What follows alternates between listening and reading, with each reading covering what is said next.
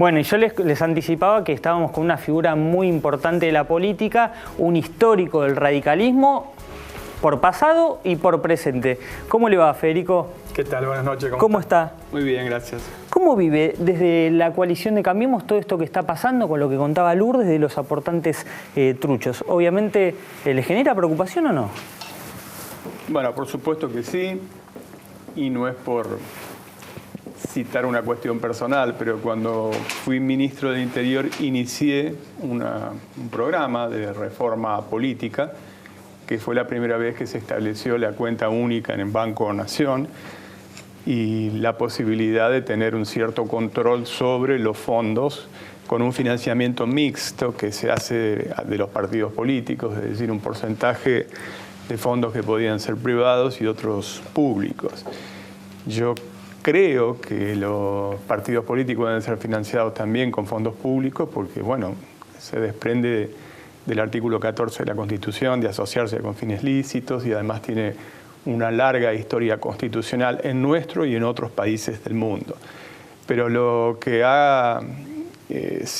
es una necesidad imperiosa es darle el mayor nivel de transparencia al financiamiento de la política, porque si no genera condiciones muy desventajosas en la competencia y eso desnaturaliza el sistema democrático.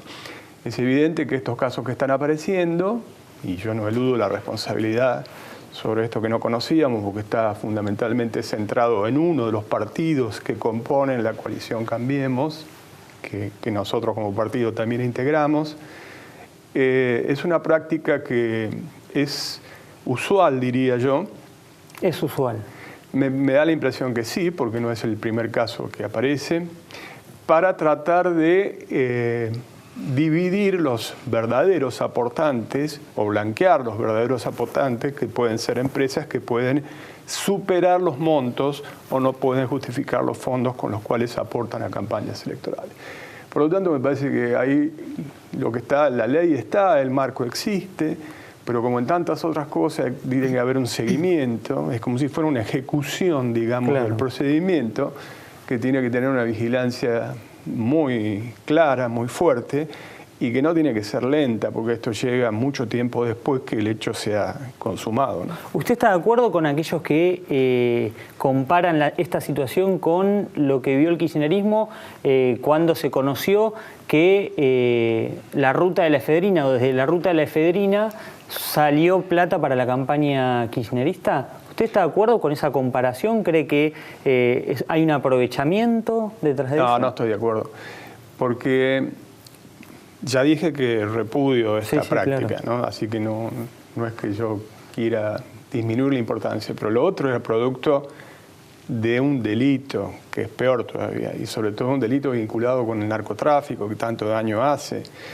Sabemos nosotros que el tema de la efedrina sirvió en su momento a que algunas empresas vinculadas, laboratorios, etcétera, más que laboratorios eran grandes farmacias y demás, financiaban de manera desproporcionada la campaña del kirchnerismo.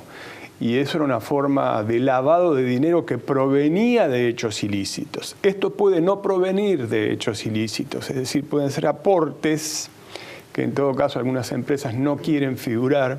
Claro, para no tener bueno, de hecho, problemas a futuro. Perdón, Nacho, de hecho se cambió la ley en el 2009 después de lo ocurrido con la campaña de Cristina Fernández de Kirchner, después de lo que pasó. Y por eso es que hoy está que las empresas no pueden aportar, que sí pueden aportar algunas personas jurídicas y algunas personas físicas y tienen determinado monto para aportar, ¿no? Tienen un límite de monto. Por eso es que, por ejemplo, esas famosas cenas donde figuran que hay, no sé, 3.000 comensales aportando una determinada cantidad de dinero. Bueno, ¿qué es eso? ¿Cómo se hacía campaña antes, Federico?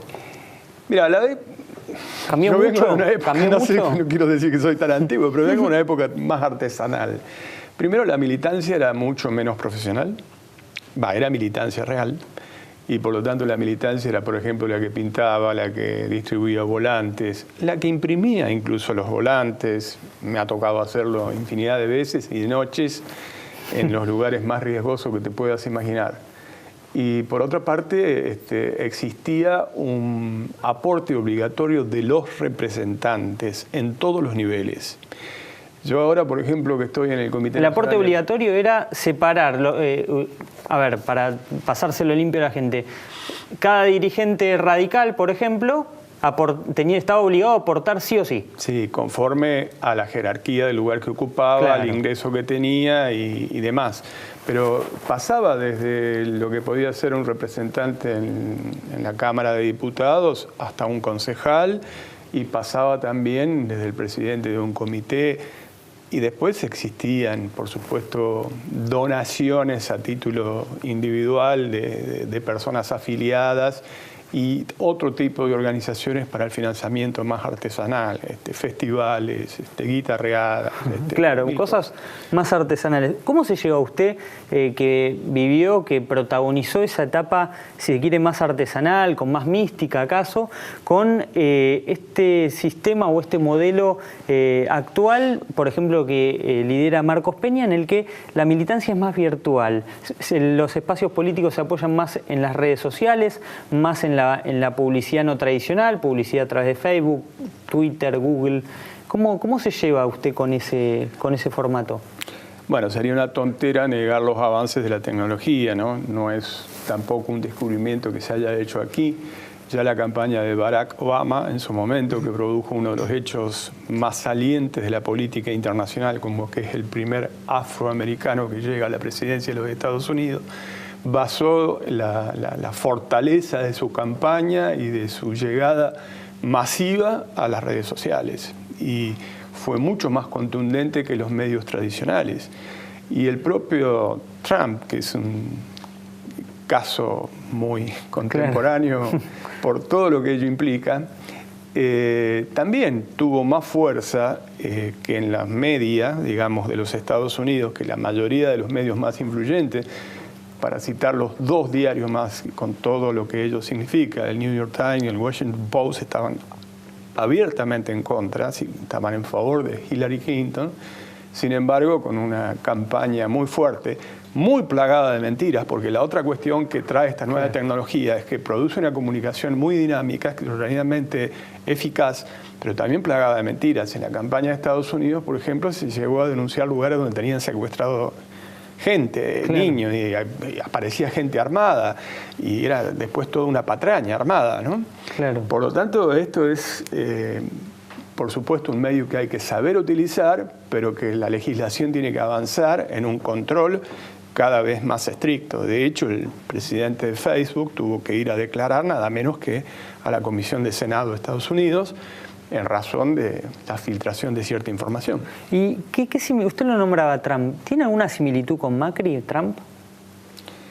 No, sinceramente no lo veo. Yo creo que Trump no tiene similitud prácticamente con nadie. ¿Política tampoco? No. Puede ser que el hecho de provenir del mundo empresario, pero Trump es un outsider, Macri no lo era, ha hecho una carrera política, fue jefe de gobierno de la Ciudad de Buenos Aires, tenía su inclinación política, pasó por el Parlamento, nada de eso precedió, digamos, a la llegada a la presidencia a Donald Trump. Y en el caso de Trump, la verdad es que ha producido un mundo mucho más difícil de predecir. La incertidumbre que genera es enorme. A pesar que creo que una de las cosas que yo le achaco al propio gobierno es no haber tenido una lectura adecuada en esto. Porque había que tener un plan A de lectura si ganaba Hillary Clinton y un plan B si ganaba Trump. Y es evidente que no podía existir lluvia de inversiones, entre otras cosas, porque lo que está haciendo Trump es, en definitiva, lo que había anunciado en buena medida en campaña, un país cerrado. Proteccionista. Claro, que en definitiva apuñaló casi por la espalda a sus propios socios históricos. Olvidémonos de México, con quien ya sabemos el concepto que tiene, y de los mexicanos y de los latinos. Pero Canadá también sufrió las consecuencias. Y el Reino Unido de Gran Bretaña también, por ejemplo, impuso aranceles a la importación de acero en el Reino Unido. Por lo tanto, en un mundo de tantísima incertidumbre, donde todo el mundo para defenderse se cierra, Europa pasa lo mismo, el Brexit es prácticamente una consecuencia de eso, la crisis que hoy vive Theresa May, por ejemplo, en el Reino Unido, con la renuncia de 2 de sus ministros estrellas, que dicen que termina en un desastre para el Reino Unido. Uno que propició el Brexit. Exacto, Johnson.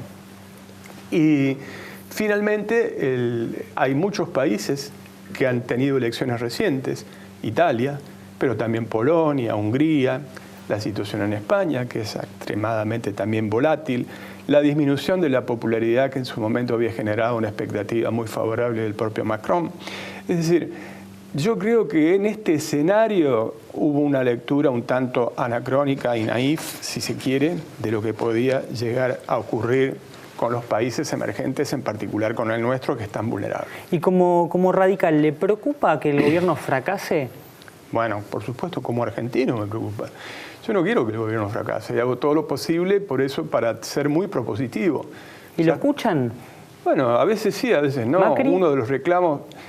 yo creo que el gobierno tiene un sistema de decisión hipercentralizado y no ha cambiado. Cuando las papas queman o cuando la necesidad tiene cara de hereje, hacen una operación maquillaje para decir, bueno, sentamos la mesa ratona, chica, mediana, etcétera, A, B, C.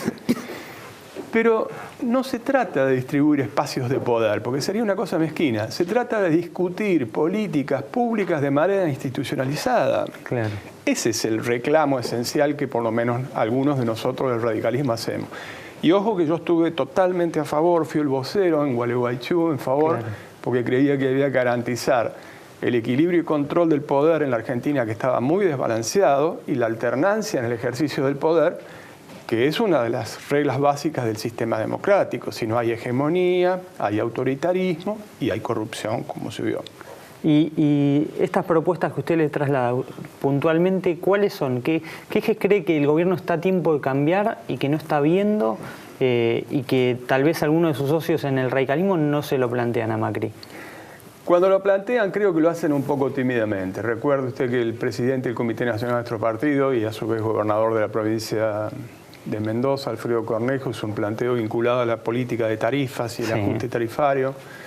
Salieron a matarlo desde el propio gobierno. Casi lo culparan de la crisis, cuando la crisis es infinitamente más estructural. Si hubiese sido por eso, le poníamos un parche en la boca al Cornejo y no hubiésemos tenido ningún problema. Pero eso es ser extremadamente superficial, hasta casi frívolo esa acusación. Y entonces me parece que hay que actuar con energía. Si esto es una coalición parlamentaria, bueno, habrá que ver, donde no participamos del debate de las políticas públicas previamente, de las trascendentes, de aquellas más importantes. Yo no hablo del día a día, sino de las más trascendentes. No habla si tiene o no que reducir el gabinete, Macri, por ejemplo. Por supuesto, sino de las trascendentes, la política de energía, la política económica, la política educacional, la política incluso en el tema de la despenalización del aborto, donde ha habido tantas idas y vueltas y contradicciones dentro de la propia coalición. Yo adelanto, porque además lo hice públicamente, que estoy en favor de la despenalización del aborto y de la legalización. Por una ¿Cree que va a ser aprobado ese proyecto o no? Yo espero que sí, porque la verdad que ha generado una auténtica ola verde que sí ha sido verdaderamente transversal. Y fue muy conmovedor eso cuando se produjo. Y lo planteo desde una óptica de política pública, de salud pública. ¿Por qué? Porque es evidente que el Estado tiene el deber de tener una cuestión de profilaxis sobre su población. Y es evidente que esto afectaba a la salud, sobre todo los sectores más vulnerables de la población. Me ha tocado vivir experiencias donde cuando se terminó con esa hipocresía, la situación, la verdad que mejoró muchísimo. Yo estuve presente en esa época cuando se dio un plebiscito en Italia, un país también de tradición muy católica, que estableció la posibilidad de la legalización del aborto y disminuyeron a 0 la mortalidad. Y también eran famosos los charters que viajaban de España a Londres para que las chicas que eran más pudientes pudieran realizarse los abortos en lugares seguros en el Reino Unido, y mientras la sociedad española permanecía atrasada, pero todos ellos han ido solucionando la situación. Hay quienes dicen que Macri tendría que haber convocado un plebiscito por este tema. ¿Usted está de acuerdo con esto? Bueno, ahí hay un tema legal y constitucional, porque el problema es que al tratarse de una cuestión que está justamente penalizada, no se puede convocar a plebiscito por cuestiones de índole penal. Yo le hubiese buscado la vuelta. Le hubiera buscado la vuelta. Yo le hubiese buscado la vuelta. Para también. pacificar la sociedad en el sentido de que no se... Le hubiese buscado no la vuelta. Tampoco enfrentamientos. Alfonsín tenía el instrumento en sus manos porque ni siquiera se había producido la reforma en el 94 y encontró dentro de las facultades implícitas del Poder Ejecutivo hacer una consulta. Y la consulta, si bien no era vinculante, era tan fuerte la fuerza moral por el tema del Beagle, por ejemplo, nada más ni nada menos, que después era muy difícil oponerse. Yo creo que la sociedad argentina está madura para afrontar algún tipo de estos debates. Vio que siempre se disputan Alfonsín. Bueno, si Alfonsín viviera, haría tal cosa. ¿Qué cree que pensaría Alfonsín de esta situación actual del país? Bueno, compartiría, estoy seguro, la preocupación. Hasta sus últimos días tuve el privilegio de ser uno de los que consultaba cada vez que había una... No es que me consultaba a mí, llamaba a 4 o 5 y siempre hacía un debate horizontal. Alfonsín era un hombre de muchísimo carácter, de posiciones muy firmes y demás, pero que sabía escuchar. Sabía escuchar.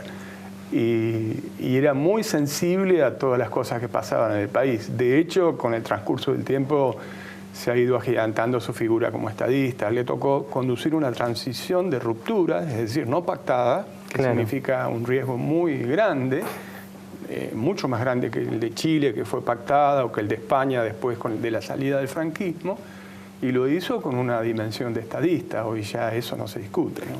Cuando algunos comparan aquel pacto de Olivos que selló Alfonsín con Menem, con este pacto que impulsa el gobierno por un acuerdo, si se quiere, menor, por un presupuesto, por un acuerdo con el FMI, ¿qué le genera?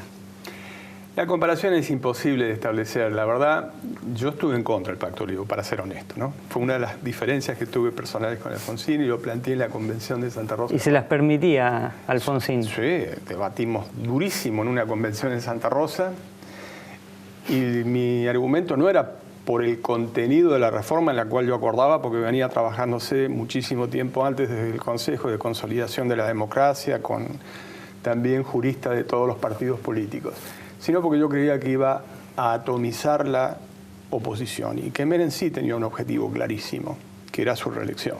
Dicho y hecho. Además, Menem no respetaba la vigente, menos iba a respetar la próxima. De hecho, creo que los hechos en ese punto me dieron la razón. Y eso hizo que la oposición se dividiera y que Menem tuviera un segundo mandato, que era su objetivo central. Yo lo que he propuesto es otra cosa, volviendo al punto, que es la posibilidad de poner en marcha un Consejo Económico-Social que implica sentar a sectores de la producción, del trabajo, pero también de las universidades, los diferentes credos religiosos, y que implica realmente un acuerdo muchísimo más amplio que establezca, si bien es mucho más trabajoso, lleva consensos más sólidos, porque en momentos de crisis lo que hay que hacer es ensanchar la base de sustentación política y no achicarla. O sea, ¿usted está de acuerdo con lo que pide Monzó, por ejemplo? Bueno, sí, es alguna idea que la hemos conversado incluso en algún momento. Que no se arrogue los derechos de autor, Monzó, ¿no? No, pero bueno, en todo caso la compartimos con todo gusto. Yo empecé las conversaciones para conformar esta coalición con Emilio y tengo una muy buena relación personal con él. Bueno, y como usted es vicepresidente de la Unión Cívica Radical. Sí. Usted, cuando Carrió dice la próxima rompo, usted como radical, bueno, ya ha deslizado muchas críticas al gobierno aquí, ha citado lo que sucedió con Alfredo Cornejo. ¿El radicalismo puede llegar a romper con Macri o no? No, yo creo que en este momento sería irresponsable poner en riesgo este instrumento que hemos creado. Lo que sí hay que es dar una vuelta de tuerca sobre todos estos reclamos, hacerlo institucionalmente, hacernos oír, que no sean operaciones de maquillaje, desnudarlas. Pero cualquier planteo rupturista me parece irresponsable dada la precariedad que hoy vive el país. Antepongo, digamos, la situación del país por sobre los intereses de mi partido. Nacho, Federico, ha sido muy amable. Sí, Lourdes. Quería hacerle una última pregunta. Quería saber su opinión acerca de estos anuncios que hizo el presidente Mauricio Macri respecto a las Fuerzas Armadas. Creo que merece un debate en el Congreso, que no alcanza con un decreto, sobre todo si se plantea que van a ser reestructuradas, reformadas, etcétera. A lo mejor en lo que insinúan simplemente con un decreto de una redisposición de fuerzas y demás, pero cuando se habla de, incluso lo escuché al ministro de Defensa, bueno, es de su partido. Claro, bueno, por eso, y me preocupa, de decir que se van Oscar Aguad. revisar incluso las llamadas hipótesis de conflicto. Yo creo que hay que mirar el propio continente, las experiencias tremendamente negativas que tuvimos en el pasado inmediato en Colombia, con una guerra civil de 40 años. México, ¿no? Y en México en la actualidad más absoluta, con muerte, desastre, corrupción, estado paralelo. Por lo tanto, me parece que hay que tener muchísimo cuidado y hay que tener... Nosotros sí tenemos una hipótesis de conflicto, no es que sea beligerante, pero la tenemos, que es el Atlántico Sur, pero no por la cuestión de Malvinas, es por la cuestión de los recursos naturales, es por la cuestión de la pesca. La pérdida del Ara San Juan revela en qué estado de precariedad estamos. La depredación de la pesca afecta al país ribereño, que es la República Argentina, en su sistema ecológico. Atenta también. Contra la economía, ¿no? Atenta contra la economía, pero también contra el ecosistema. Por lo tanto, me parece que hay que modernizar a la fuerza. Yo soy aficionado a leer estas cosas. Se ve que la Fuerza Aérea ya en muchos lados utiliza drones y nosotros no tenemos con qué volar. Los ejércitos avanzan hacia la robotización y nosotros estamos prácticamente andando a pedales. Me dejó preocupado por el tema de la corrupción, el narcotráfico y el ejército. Me dejó realmente preocupado. Bueno, si tuviéramos una vacuna para evitar la penetración del narcotráfico en cualquier tipo de institución, bueno, pero eso no existe. No existió en ningún lugar del mundo. Muchas gracias, Federico. Muy amable.